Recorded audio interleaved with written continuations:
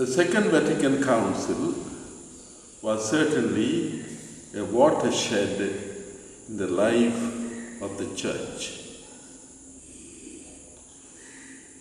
Though way back in 1949, the proposition extra ecclesia nulla salus was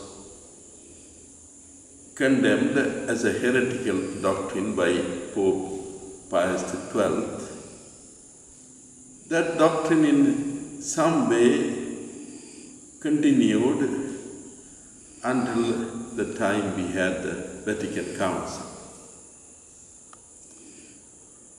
Even seminaries taught their seminarians that doctrine and motivated them to go about converting people and bring them all into the church so that they could be saved.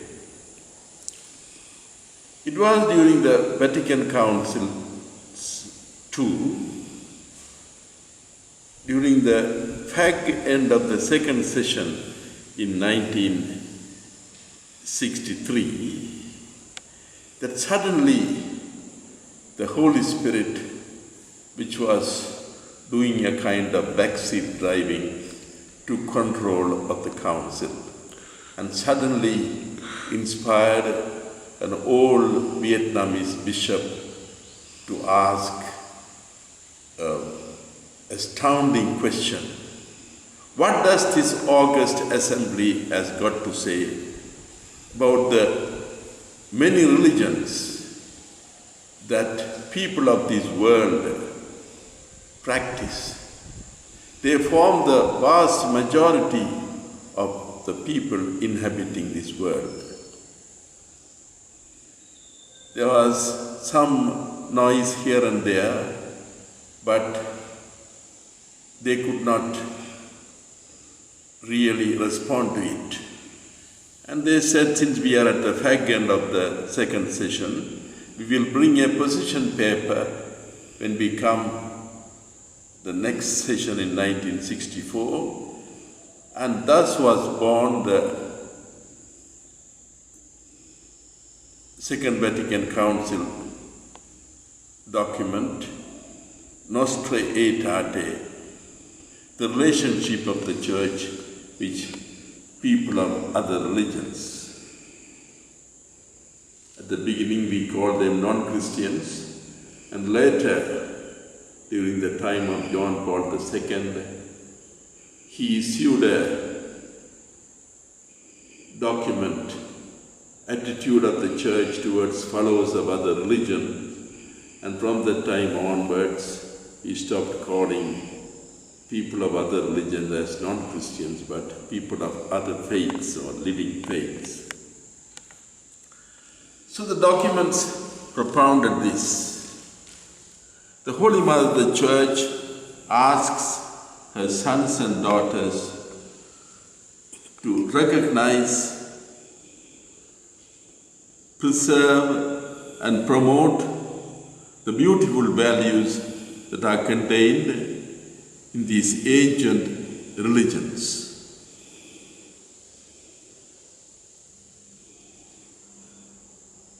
Though it was solemnly proclaimed, very little is done in practice. There are certainly a lot of people, association, and even in the Vatican we have a dicastery taking care of the interreligious dialogue portfolio. But many priests, for many average priests, it is only a kind of tolerance of other religion and not to cast any aspersions on them. But many realized the time has come for us to enter respectfully into these religious traditions of these great religions. Thus in India, the Christian ashrams formed the cradle for inculturation and interreligious dialogue.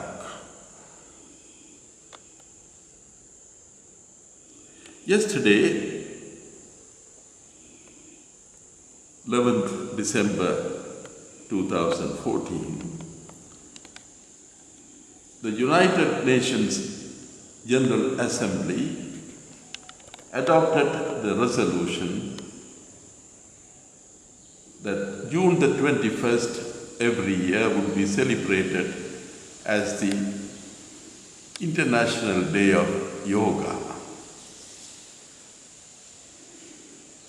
This was proposed by our Prime Minister Narendra Modi on 27th September, and this is the first proposal that was adopted so quickly by the General Assembly. This yoga is our great heritage. 175 nations voted for this resolution, which shows our great heritage has left the shores of India and have found a home in many nations and among many people. But we here in India are like people sitting by the side of the river, looking at the river flowing. Swami Abhishitananda, commenting on that lame man sitting for 38 years by the side of the pool of Bethsaida, says, we Christians must immediately plunge ourselves into our national heritage, spiritual heritage, which God has given to us. It is nourished by the same Spirit which has brought into existence every other religion, including Christianity and Jesus.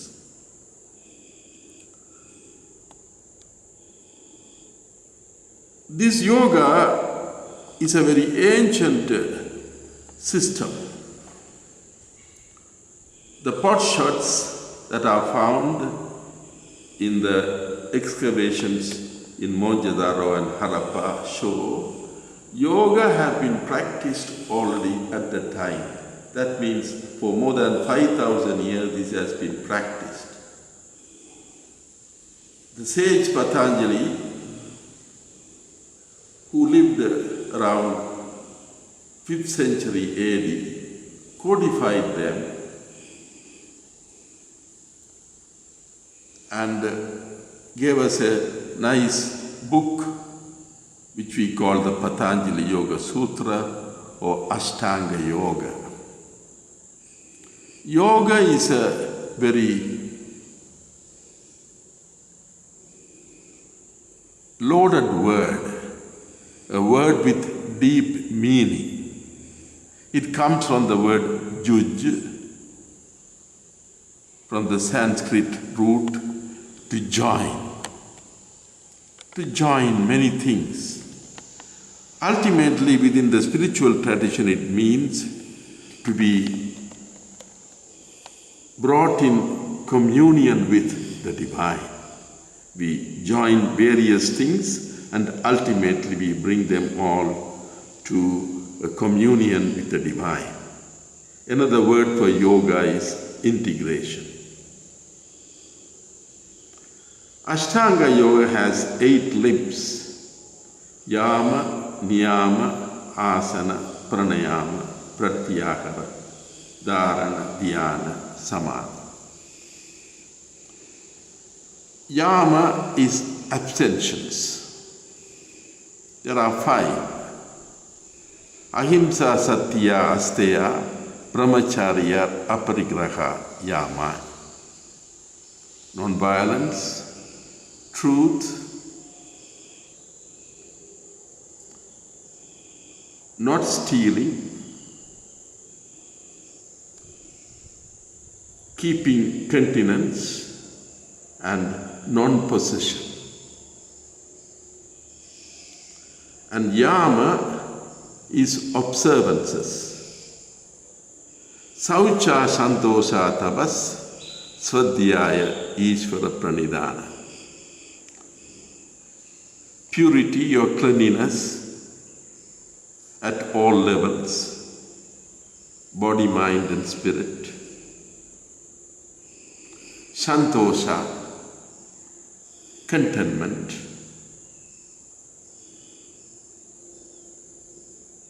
Tabas, austerity. Svadhyaya, study of oneself, study of the scriptures. Ishvara pranidhana, devotion to the Lord. This is the only place in the whole yoga system you find the word Ishvara. Otherwise, this is a system that is presented to all, irrespective of one's religious persuasion, or even people who do not follow any religion. Then you have the third thing, asana. Bodily postures which facilitate this yoga of joining the body with the mind and the soul. Pranayama,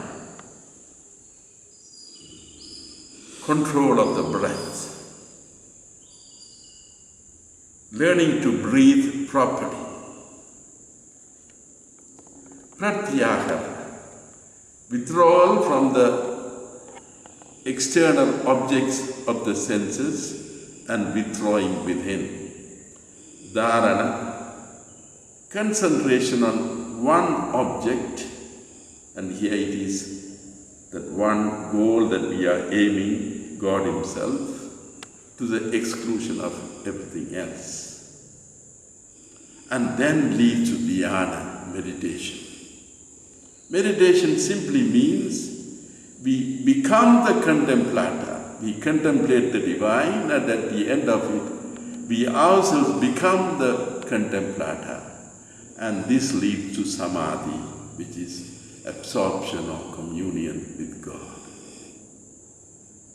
This is what is proposed, and this can very well be practiced by we Christians. And in our ashram, we promote this and teach it to everyone who comes here.